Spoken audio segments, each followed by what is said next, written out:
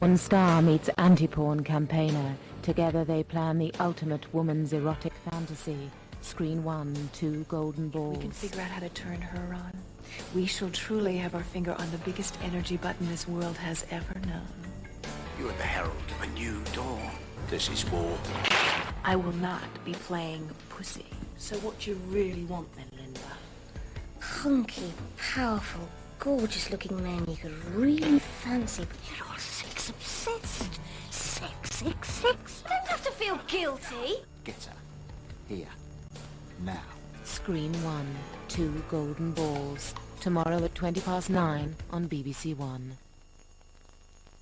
Hi everyone, how you doing? Well, me and the gang here were just like you. We're waiting for the football too, but on the other side of it, the brand new Danny Baker show. Tonight, we've got Paul Merton, we've got Keith Chegg, and we've got a Crocodile Man, and we've got music from Brian Ferry. And before that, on BBC One, an hour of Premiership football action in Match of the Day with Ray Stubbs.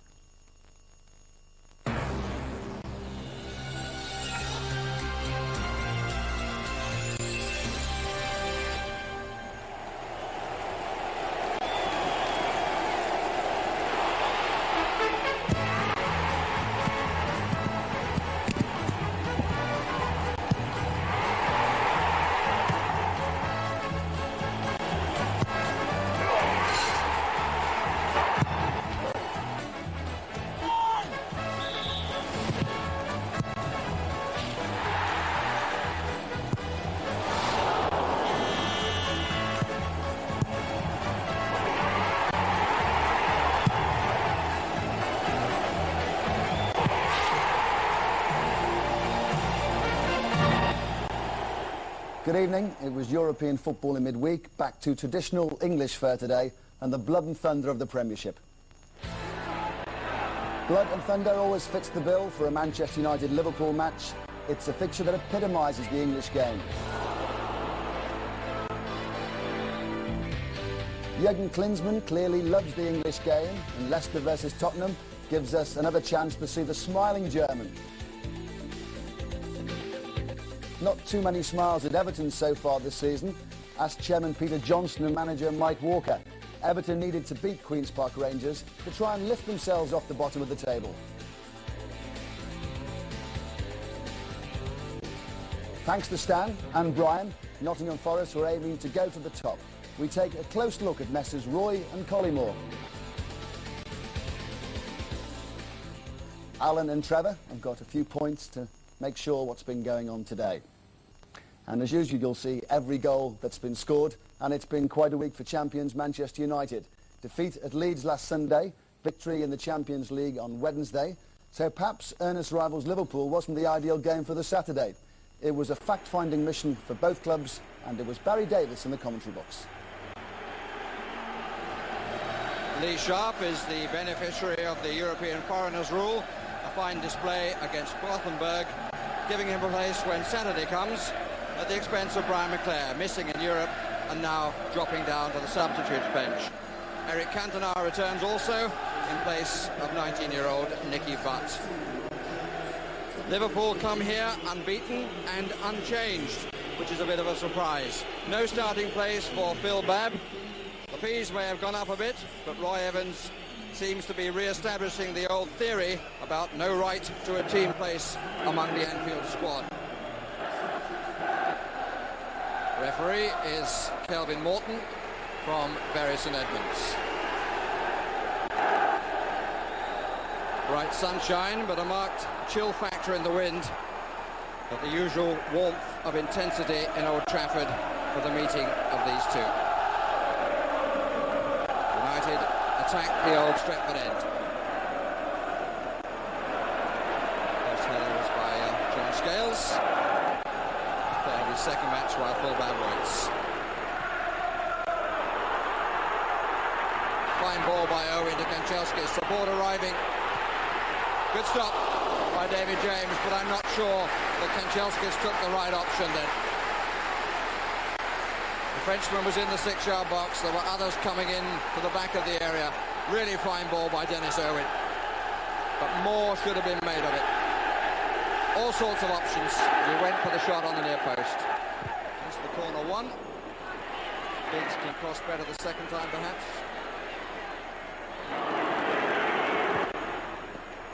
Rush to Fowler. Second good piece of play by Owen.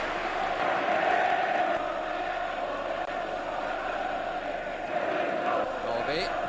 Rush. For a brief moment was offside. Good kick given against Bannister for what seemed like an inadvertent collision.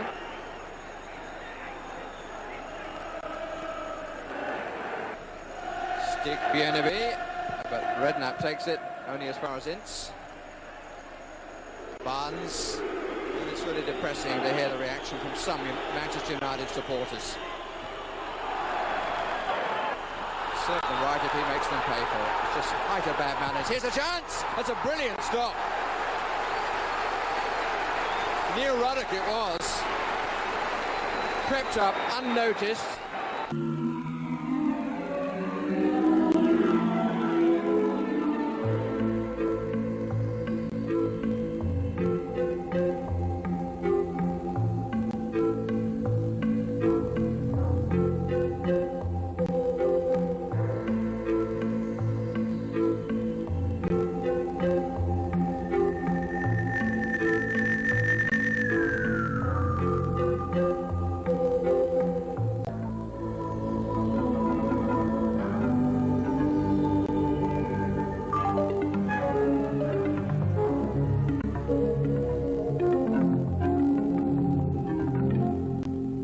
Of the man who was to have an intimate effect on the lives of millions of women with his invention, nylon. Sheer genius.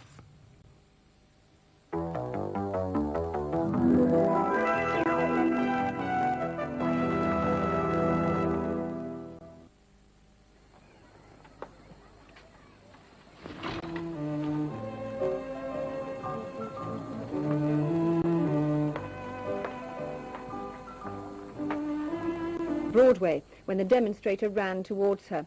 He was brought down in a rugby tackle by an FBI agent and has since been charged with attempted assault. He and a group of people had also been outside the theatre, carrying placards calling for troops out of Northern Ireland. Tim Sebastian reports.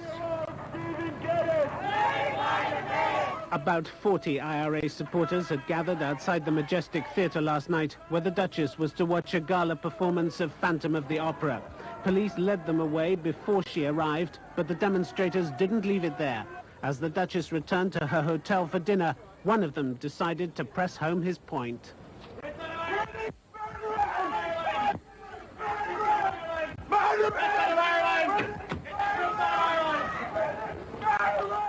The demonstrator was identified as a 22-year-old New Yorker, Michael Shanley, who was taken away by diplomatic security agents. He'll appear in court later today.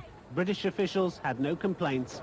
I think we are entirely satisfied with the way in which the Duchess of York has been looked after and protected by the security people on this trip and her last trip to the United States, and absolutely certainly the next trip. We've got no problem about that. Get behind them. Well, we'll go into the next. This morning, much tighter security at the Duchess's hotel and a much wider cordon. No stop for pictures. The Duchess was out and on her way to the airport for the flight home. The official version, she'd been aware of the incident and ignored it. She was perfectly relaxed about the whole thing. This is Tim Sebastian for the 6 o'clock news in New York. To merge or not to merge with the merit, and they had 6 4.8s for artistic impression. And now the British champions, Cheryl Peake and Andrew Naylor.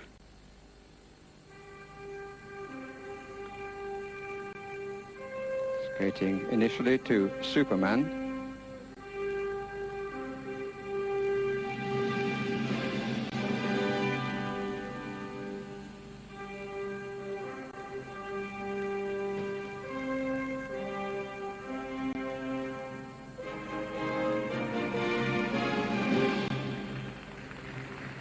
Double twist Lutz to start. Earlier in the week they were hoping to make it a triple.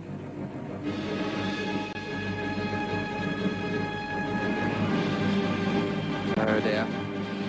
Attempted throw triple Salchow, but Cheryl not able to land it at all.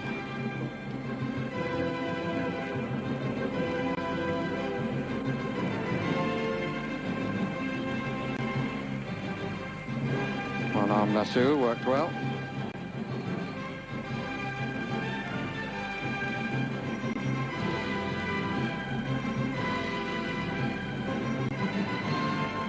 And so did a jump combination with a half loop in the middle.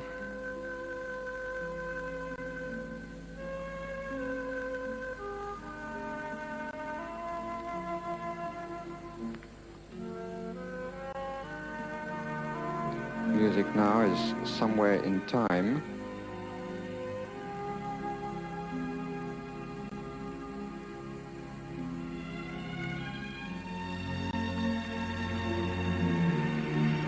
Oh, that's nice.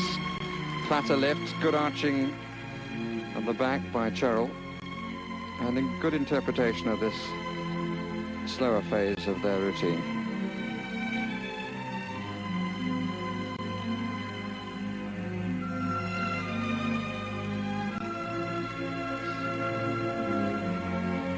I'm afraid a disaster on the attempted thrown axle. They've had trouble all the week in practice with these thrown jumps.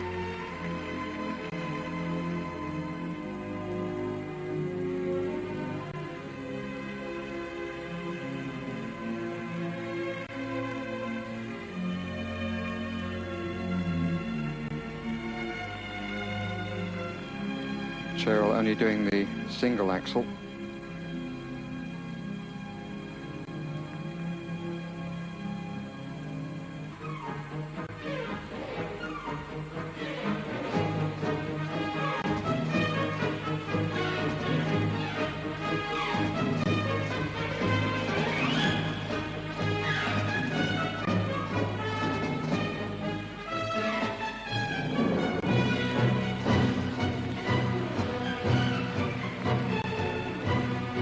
No trouble with the lifts by and large.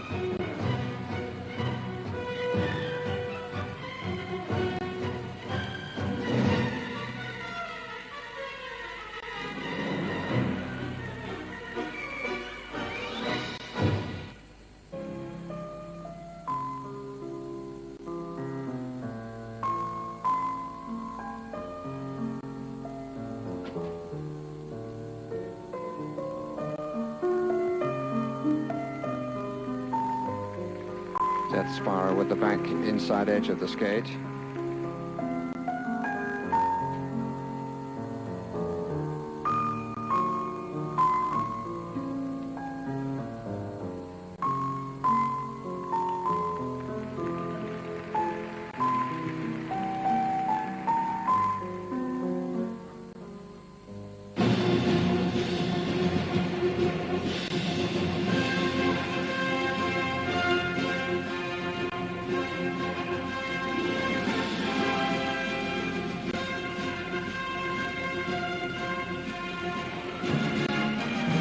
Oh, that's much better. That's more real form from them. Double loops, double toe loop.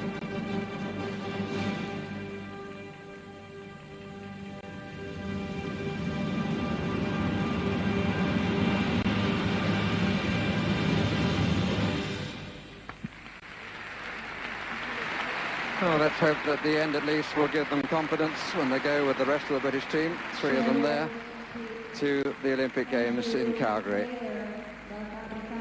I'm afraid that Cheryl Peak has seen rather a lot of the ice during the course of this week, and from rather closer than she would wish. The lowest mark there from the British judge, Mrs. Wendy Utley, 4.6, the high 5.2 from the West German judge for technical merit, higher marks for artistic impression. But Cheryl Peak and Andrew Naylor will not need telling that they've not been at their best this week.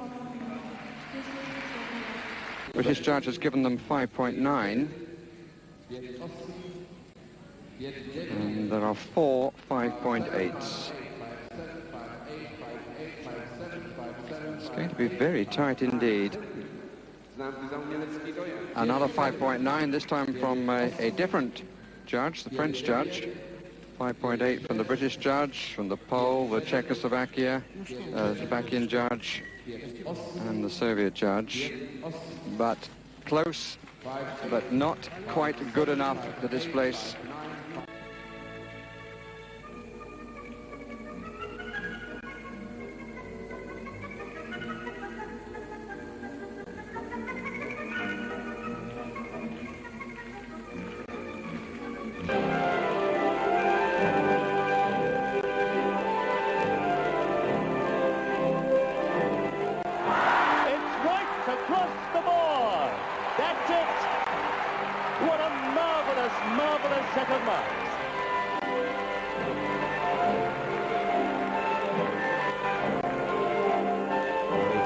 Torval and Dean, our Olympic tradition on the ice. Our Olympic coverage starts from Calgary on February the 13th, exactly a championship. In 5th place at the moment, Joanne Conway.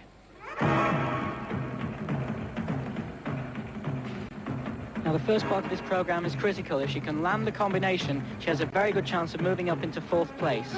But it's been sometimes working and sometimes not. So, fingers crossed.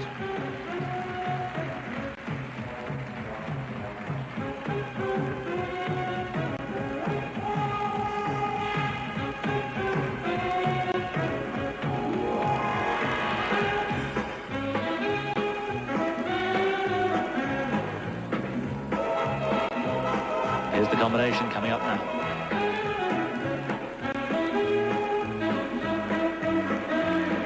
And I'm afraid that will count as a fall. That'll be 0.5 of a mark deducted. Such a shame. Watched her in practice and it was faultless. Then I'm afraid once again the combination has let her down, and I'm afraid things going from bad to worse. Another 0.5 deducted for that fall. She was just too open when she went up in the air for that double axel.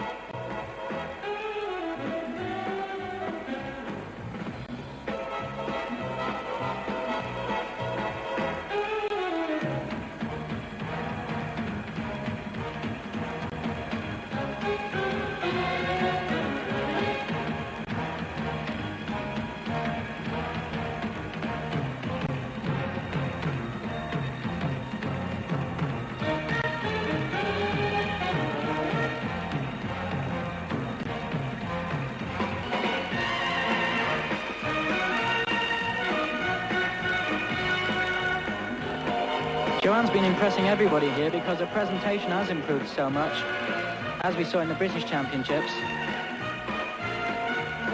It's just a shame that if the jumps don't come up, just won't get the marks.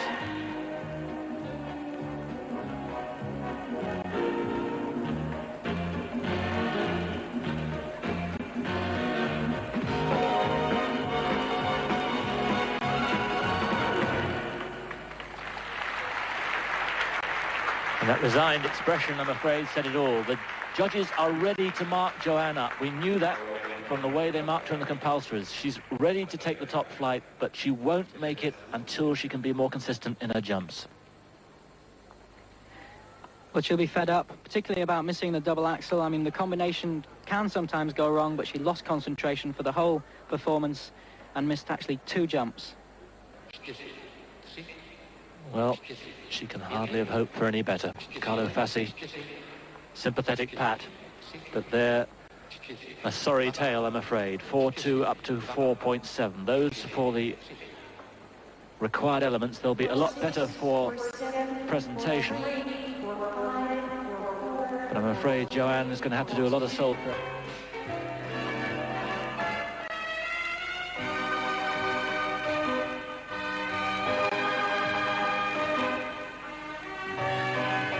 One interesting point is that the costume is almost like a show costume, and it's not normal in a short program for ladies to wear this type of gear.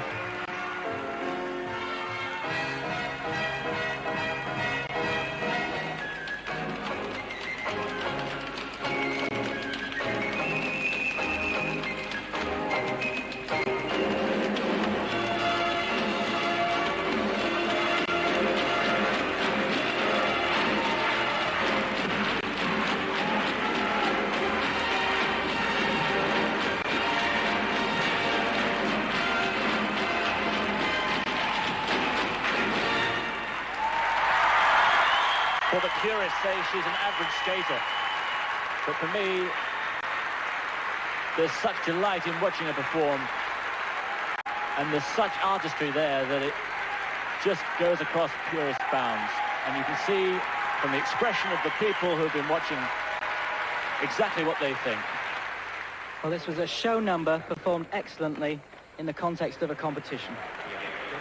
She looks up and sees a perfect 6 for the elements. Very unusual indeed. 1.57 from the Finnish judge, otherwise 5.8 from the Italians, 5.9s, 1.6 from the Yugoslav. So what can they do? For presentation, 1, 2, 3, 4, 4 perfect 6s. 1.58, the rest 5.9s. Outstanding short program from Katarina Witt. She wins it comfortably, is in second place going into the free. Well, isn't Katarina Witt absolutely tremendous? But I'm afraid the British contingent somewhat crestfallen about Joanne Conway. She left the stadium in tears. Her trainer, Carlo Fassi, apparently is furious. In his words, she...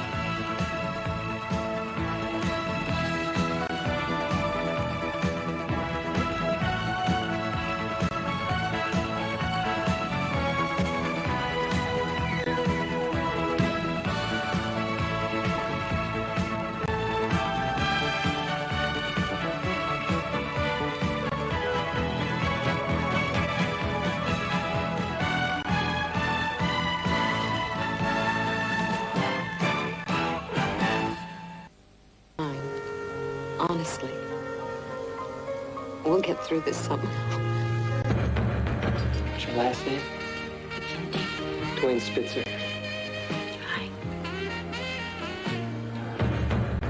Daddy! How could you? She could be my sister. God forbid. I never loved love. Her voice is like raw meat. Filet, in my opinion. And to start the season, Camille. Loving me is expensive, so let's just be friends. Tuesday movies in the winter collection on 4.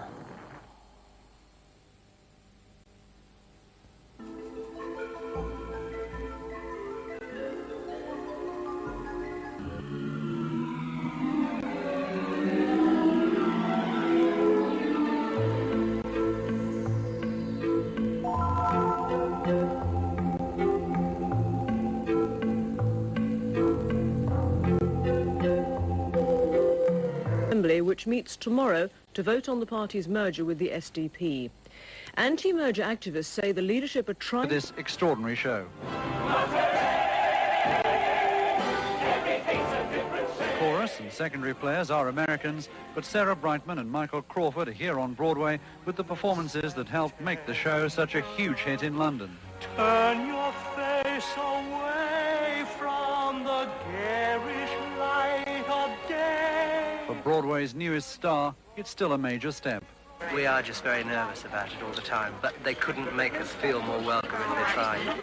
The welcome last night couldn't have been warmer. Most people saying... It was just wonderful. It was the best show I have ever seen. Cast it still made her cry.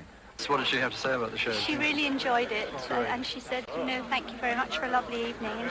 Michael Crawford, the Phantom, remains modest about his status as Broadway's newest superstar. I'm Camille. Loving me is expensive, so let's just be friends. Tuesday movies in the winter collection on 4.